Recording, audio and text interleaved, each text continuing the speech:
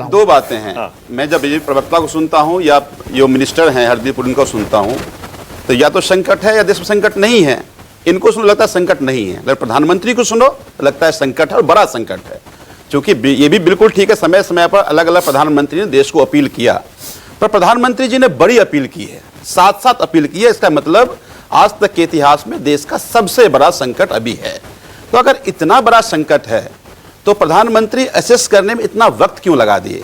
क्या 3 महीने चुनाव था, चुनाव के कारण उनको चुनाव ज्यादा महत्वपूर्ण लगा, ये संकट उनको थोड़ा कम लगा और इसीलिए चुनाव टालते रहे? यानी देश के प्रधानमंत्री प्रचार मंत्री ज्यादा हैं, चुनाव मंत्री ज्यादा हैं, देश के प्रधानमंत्री कम है, ये बात मैं मानता हूं। अच्छा, दूसरी बात हम ये कह रहे हैं कि ये सारा संकट मिडिल क्लास ही क्यों झेले? क्यों नहीं उद्योगपतियों को कहा? और मार्केट का अपना इकोसिस्टम है। बिल्कुल सपा के प्रवक्ता ने ठीक कहा कि आप ज्वेलरी एसोसिएशन से बात कीजिए, उन पे क्या बीत रही है, टूरिज्म वाले से बात कीजिए, उन पे क्या बीत रही है, और फिर उसका भी इंपैक्ट इकोनॉमी में पड़ता है। तो ऐसे ही आप कुछ कह दें और फिर उसका कॉन्सिक्वेंस बड़ा हो, देश ने देखा है।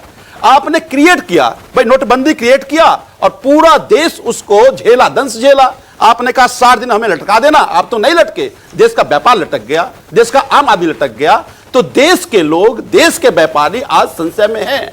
देश प्रधानमंत्री इस 12 साल में एक काम ईमानदारी से किया है, वो चुनाव का मैनेजमेंट किया है। आपने कहा कि प्रधानमंत्री और सरकार क्राइसिस को क्रिएट करती है, तो ये वाला जो क्राइसिस है ये सरकार ने क्रिएट किया है क्या? भारत ने? हमने दो बातें कही, एक प्रधानमंत्री ने क्राइसिस क्रिएट किया था जिसका दंश देश ने झेला, ठीक है, एक अब संकट है। ये वाला किसने क्रिएट किया है? हम ये कह रहे हैं नहीं, हालांकि प्रधानमंत्री कहते थे पूरे विश्व का एक कोना उन्होंने नहीं छोड़ा, कहा हम विश्व गुरु बन गए, ये दिखाने का अवसर था।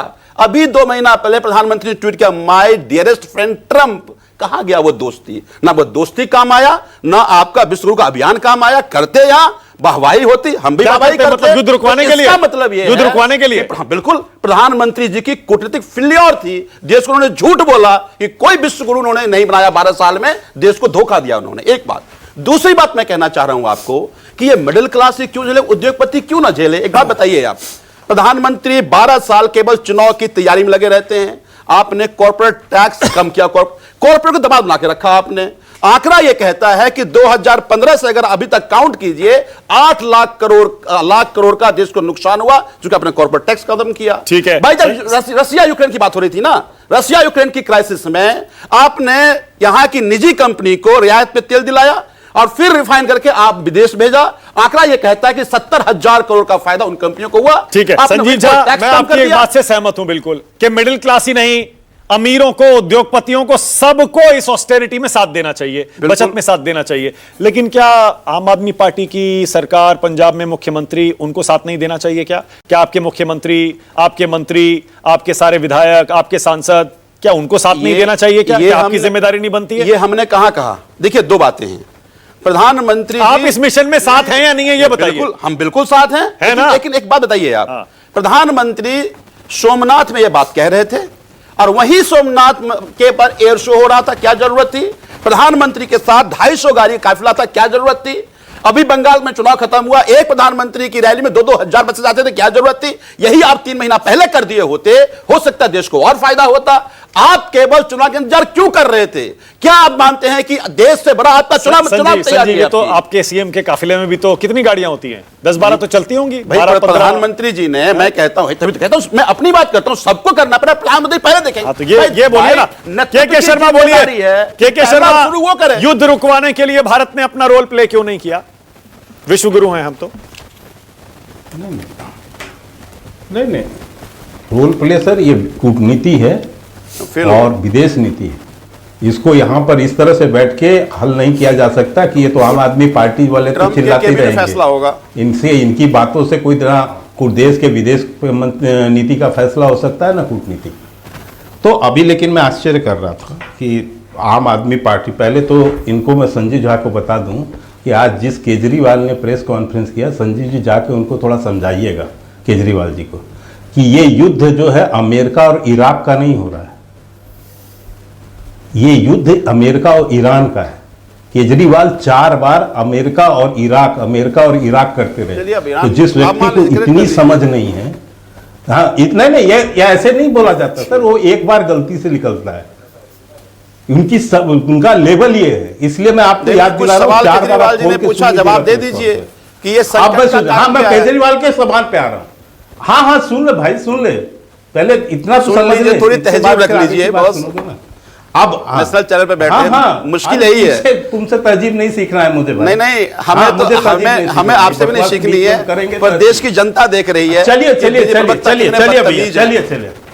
मानक जी मुझे एक चीज बताइए, प्रधानमंत्री जी ने जो अपील की है उसमें कहां मध्यम वर्ग आ गया, कहां निम्न वर्ग आ गया, कहां अपर क्लास आ गया?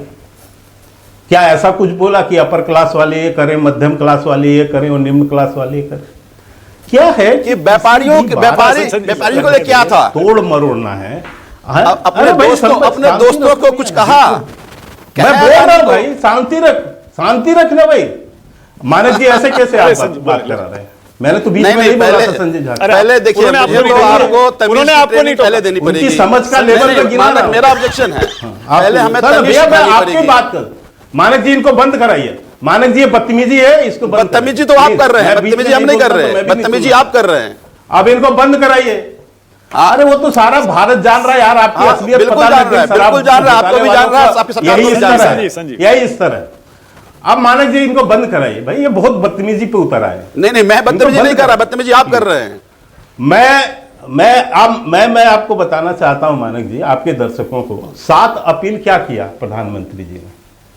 एक तेल के संदर्भ में किया, एक सोना के संदर्भ में किया, और बाकी चीजें स्वदेशी अपनाओ, डेस्टिनेशन शादी से बचो, विदेश जाके मत जाओ, करो भारत में करो, भारत की चीजों। ओके, मेरे पास टाइम खत्म, टाइम बिल्कुल खत्म हो गया। थैंक यू, बहुत धन्यवाद।